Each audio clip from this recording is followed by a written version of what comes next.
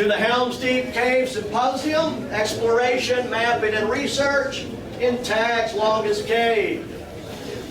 So, my name is Joe Douglas, and I'm just introducing the presentations today. Should I start with a story? Yeah. Yes. So, around 1999, there was a cave trip. Well, if you lived in the Nashville area, you got really tired of driving east and southeast to go caving. And every once in a while, you'd say, well, what about west? And most people would laugh, including me. But eventually, you get desperate, and you start looking, and if you're a vertical caver, you look for pits. And west of Nashville, there were 2 pits, probably, maybe, worth doing. One was Devil's Den in Hickman County, and the other was Helm's Deep. Devil's Den, a whopping 70 feet, and Helm's Deep, listed in the Tennessee Cave Survey as 60 feet. There is a low side. You could go down. You'd be crazy to rig there. That's where Gerald Money rigs. Avis, of course, knew the good rig, the high rig, the free fall rig. So anyway, after going to Devil's Den, it did occur to me I should probably someday, well, you know, before I was too decrepit, go to Helm's Deep. And so, in around 98 or 99, I forgot to look at my notes, some cavers in southern Middle Tennessee, a grotto which may no longer exist, the Southport Chronic Cavers, led a grotto trip to Helm's Deep. And it attracted some big-name cavers, God knows why. Marion Smith, Alan Kressler, Gerald Money, and then the lesser types, the regular cavers like me.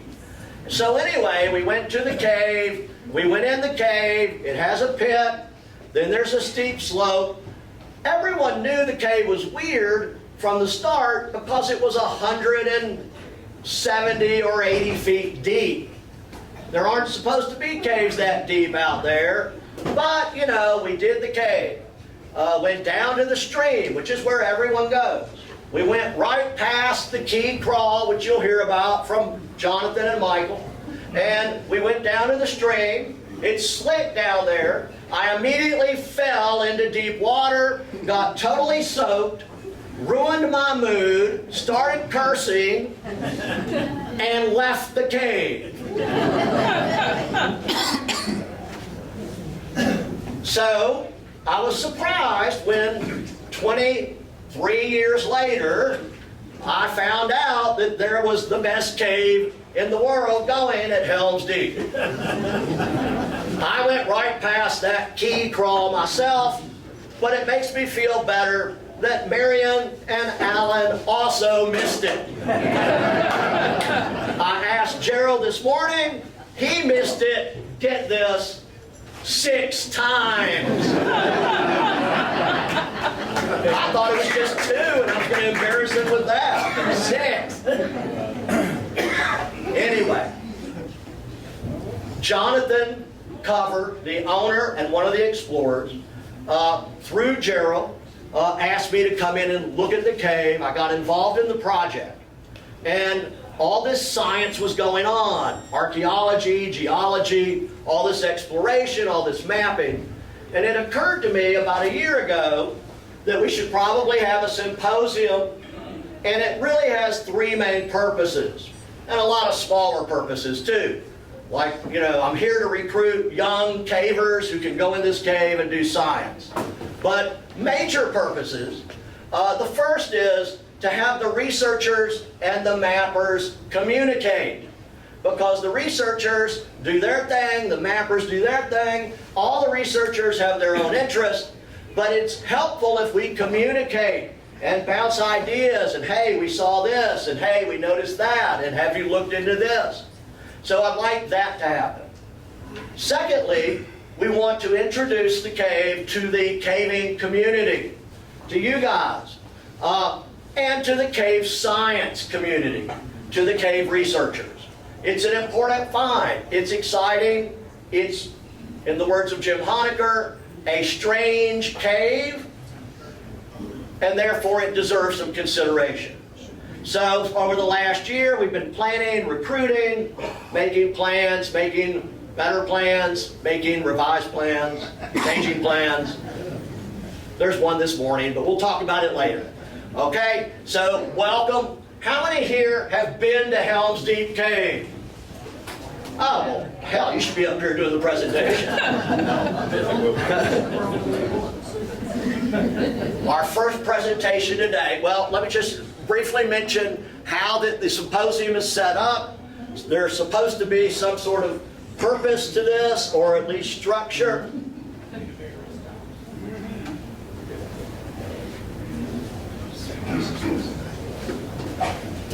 Oh, great.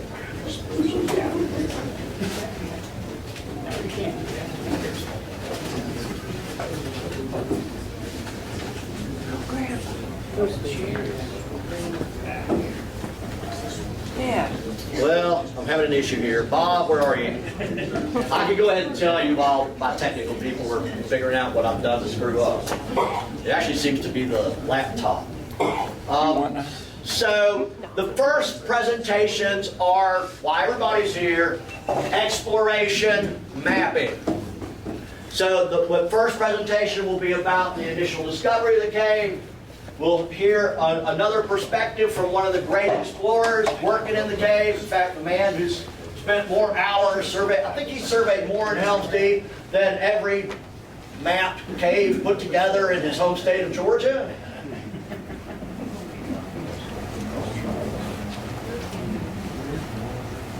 And then we're going to look at cave diving. So we've got 3 presentations on exploration. Then there'll be a break where we can talk. Then the next selections will be Introduction to Science. We'll have 2 geology presentations. After lunch, we'll come back. We'll look at safety, conservation issues, and of course, archaeology. So anyway, we hope you have a great symposium. So the first presentation by Jonathan Cover, he's the tall guy, and Michael Ketzner, a Nashville caver. And you must be the luckiest caver in the whole world, the story of the breakthrough at Helm's Deep. Well, thank you, Joe. I appreciate you being Thank you. Clearly this was more people than anyone anticipated, so thank you guys for your interest. I have a bit of a cold, so I'll do my best. And also want to say thank you for leaving us the cave to explore. I appreciate that. The next generation always needs something to work on, and well, you've given it to us. So I just want to go back and talk a little bit about how I got into this. So I started out, before Helm's Deep, my experience with caves was Carlsbad Caverns, Luray Caverns, everything that has a rail and a cement walkway. And that's all I had done. So, as I was just saying to someone before the presentation, I think Helm's Deep has ruined me. If we're not doing Virgin Passage, I kind of go, what are we doing? So, in a year, got a chance to do more Virgin Passage than probably anybody. Well, this is a crutch anyway, but it's a crutch I want to use, so hopefully it'll work.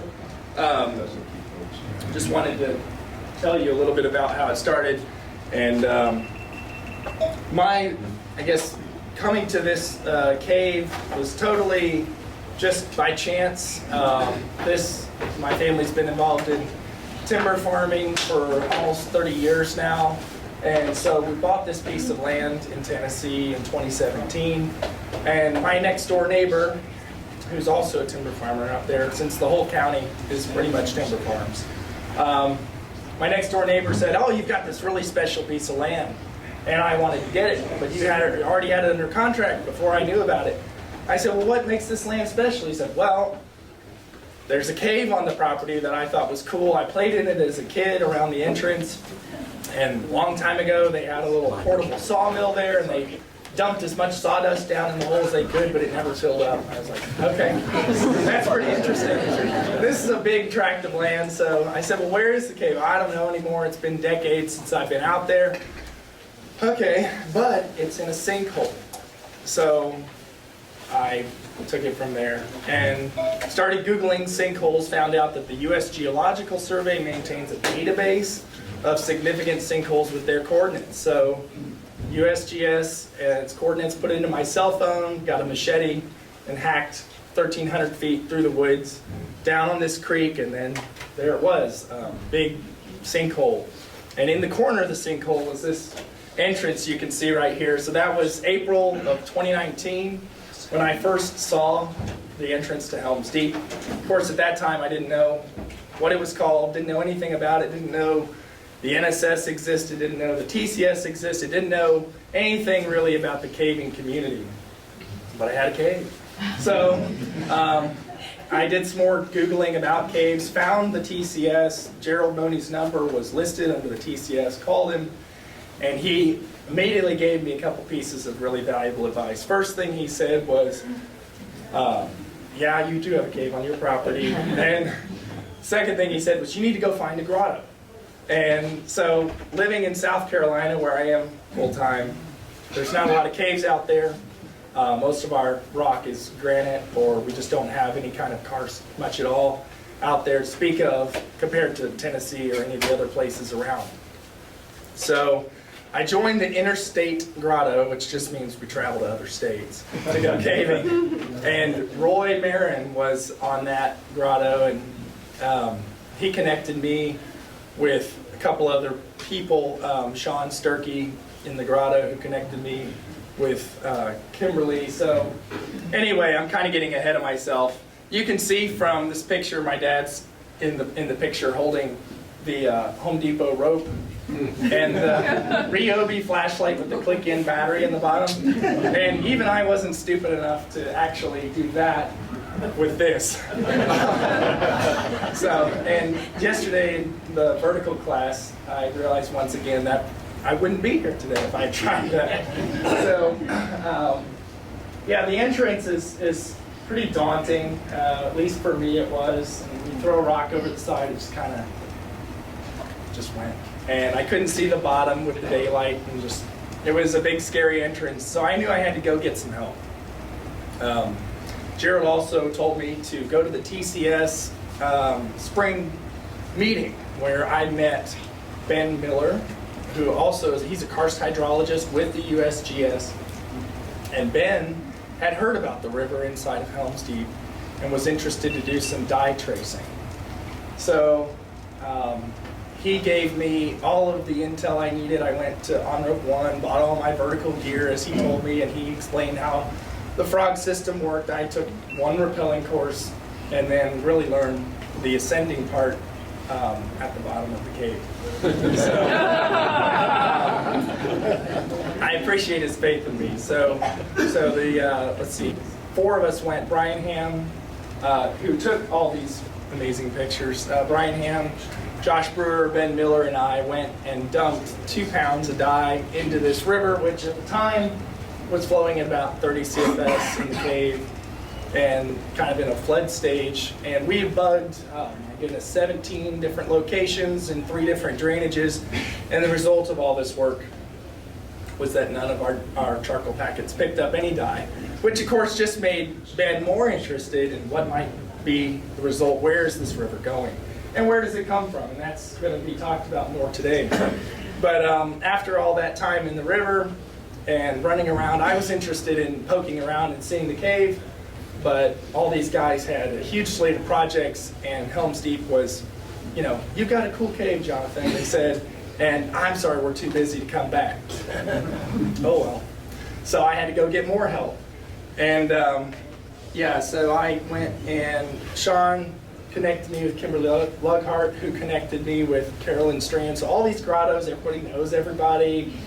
And Carolyn put out a blast on the Nashville grotto. I guess the website there, I'm not even a member to this day since I don't live in Nashville. But the Nashville grotto site, and then Michael, along with Clinton and Haley Elmore, picked up the call and decided to come out to Helm's Deep. And I just wanted to maybe give Joe and Alan, a few of those guys, a little bit of credit as to why everyone may have missed the entrance to what became the big breakout. You can see this, the entrance is big, the borehole going down to the river is quite big and exciting. The river is big and exciting. And then there's this nice rotunda room and then another rotunda room behind it. So there's all these big things. I think it's just easy for everyone to follow the exciting stuff. And yet what was probably the most exciting of all was through a hole about this big in the side of the wall. And I'm just thrilled to have come from not knowing anything about, the caving community, not having done anything except for commercial caves, to now there's 78 people that have been in this project. There's been so much help, so much support, volunteer time, not just for the survey but in the science, but also installing gates, clearing brush. And I know I'm not the only cave owner to have that kind of support from the caving community, so I want to thank all of you guys for not being the formation stealing, camp destroying kind of people that I think sometimes landowners are afraid of, but being the kind of people that actually make these places better, make it more accessible, protect archaeology. That's been my completely positive experience with the caving community, and this is just such a high point for all of us on the team to get to reveal Helm's Deep, this, just uncover this jewel to the world.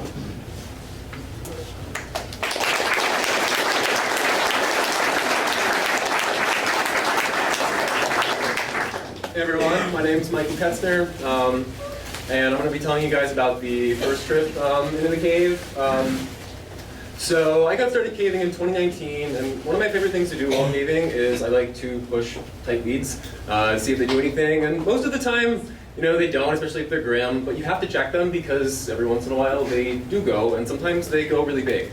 So I started project caving in 2020, and Helm's Deep was actually one of the first survey projects that I was ever a part of, and it was also one of the first big survey projects that Haley was also a part of. So we met up with Clinton and Haley on July 27th. We carpooled over to Hohenwald and met up with Jonathan. And once you arrive to the property, you drive on a dirt road for a while, and you get to this hill that would eventually become our campsite. We bushwhacked our way through the forest and made our way to the entrance to the cave. And like you saw, it's a big sinkhole, and we used to have to rappel about 60 feet into the cave. We now have a horizontal entrance, but that didn't exist back then. So here you can see Jonathan and I going into the cave, and while we were waiting for Clinton and Haley to get on rope and get down, we started poking at the breakdown. And so this is the original map of the cave from the 70s, and this was the known extent of the time. So the entrance is like right here, and we were kind of just checking this area over here for breakdown for about 30 minutes, but all we found was more breakdown. But we heard Clinton and Haley coming down the rope, and so we made our way back to the top of the breakdown pile up here, and I believe our plan was to go down to the river to see if we could find a continuation of it. But as we were walking down, right about here we noticed that there was this hole in the wall. And this is what it looks like. It's not very big, it was kind of awkward to climb into, and I didn't really have high hopes that it was actually going to do anything, but I thought it'd be fun to climb into it to see if it did anything. And I get into it, and I stand up, and suddenly I can see passage ahead of me. In a second I'm going to show you a video of we should have it on film, of me going up in there and us joking about what we were going to find. So I'll play that now. Hopefully the audio works. Doesn't play in 1 second. Why don't you push it for 20, 30 feet, see what you find. So the audio is not very loud, it appears. Yes, we can. I doubt it. But Definitely not. in the video, you can hear Haley in the background joking about how we're going to find It was borehole railroad tracks. in the cave. And little did we know that we were actually going to find borehole later in the day. Bring it and down. Jonathan's like telling me, hey, you should go push it 20, 30 feet, see if you can see if it goes anywhere. And I can already see 20 or 30 feet ahead of me. But I make my way. So the entrance to the maze is right here. And I crawled about to where this split is. So I turned around, got everyone else. We made our way to this split, and Jonathan, Clinton, and Haley, they went this way, and I crawled over here to this, this room. And I noticed that immediately the passage started changing characteristic when I got into here. Suddenly I could stand. The passage was covered in shale. It was no longer this mud tube. And there were leads going off to the left and the right. And so I was very excited. I turned around, told everyone else that I had found borehole. And it turns out their passage was also going. So we decided to stay there and crawl around in this area for a few hours.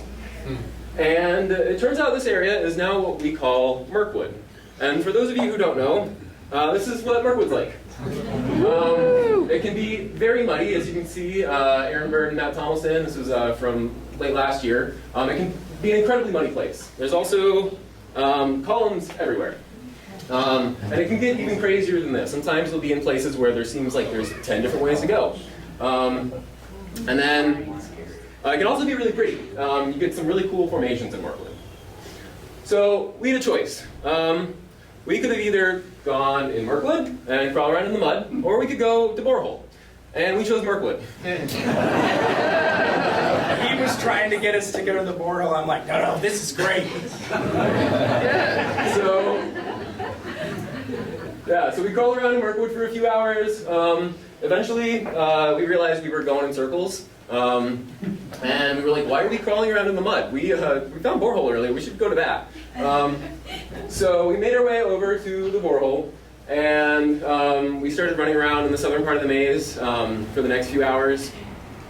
And when and then shortly after that, Clinton Elmore started the survey project.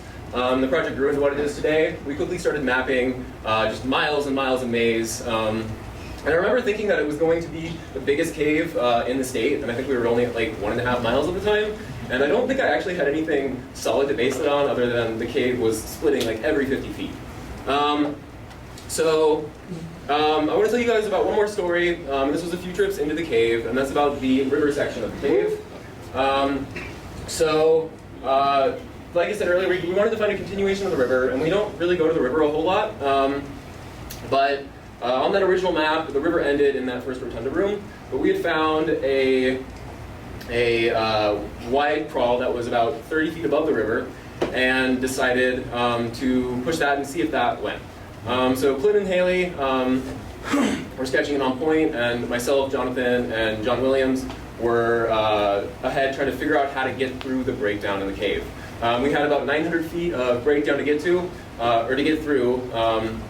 And some of it was complicated. We almost actually turned around in one spot because we were looking at the breakdown for like 15 minutes, didn't find a way on. We almost turned around, and then I saw out of the corner of my eye that there was this gap, crawled up into that, and then suddenly we could hear flowing water again, which is what we were looking for. And then that led to this huge rotunda room and the continuation of the river. And so this was pretty late in the day at that point, and we didn't have any of the supplies to actually go in the river because it looked like it required swimming. So we turned around, and the next day we went to Walmart to gather supplies. Unfortunately, they were out of your more traditional types of flotation, so we had to improvise a little bit. You can see Haley with the Dollar General floaties. And then Jonathan and I and John on air mattresses, which worked surprisingly well, at least for the first half of the trip. And then No floaties survived that trip. And then Clinton is over here on an inner tube. And this was actually the last scoop trip that we ever did in the cave. We don't really scoop a whole lot anymore because I think all of us have at least one experience of getting a little bit too far ahead as the point person and looking behind us, and we see like 5 different ways to go, and you're like, which way did that just come from? But we floated down the river for a few hours. You're swimming in some spots. It's like 10 feet wide. Sometimes the ceiling comes down, and there's also these big rooms that are also you see every once in a while in the river that kind of look like they're going back into the maze, but they're unfortunately all filled with shale. But eventually we got to the spot where the airspace was getting lower, we were all getting cold, our air mattresses had popped by that point, and so we decided to turn around. And we actually didn't go back to the river for 2 years. We were too busy mapping miles and miles of maze passage. But eventually we decided 2 years ago we went back to the river to map it. And my friends Justin Huffman and Corey Ellis, they were up in front, and they made it past where we had originally ended that day. But unfortunately, the river, there was lots of low airspace, and it eventually sumped. So we don't have any more leads in the river right now, but that's okay because we have plenty of cave left to map in the maze. Yeah, so it has grown obviously into a monster. I realized that this kind of size of cave, when it was being done in the past, we've got distos, we've got tablets for sketching, we've got a lot of post-processing software to put this together. This exploration has certainly been something where we've benefited from every single tool that's out there, and really grateful for those. There's been just a ton of people involved. You can see 78 people now that have got survey footage, 1,200 plus leads. They're hard to actually quantify in Mirkwood, as you can see. They're everywhere. There's big leads and small leads and climbing stuff. There's a lot to be done. Just still a ton of more potential in the cave. Science is ongoing. There's still plenty more to do there. So it's just really, even at 67 miles, is still a lot of frontier. And yeah, we're excited for the next phase. Thank you very much.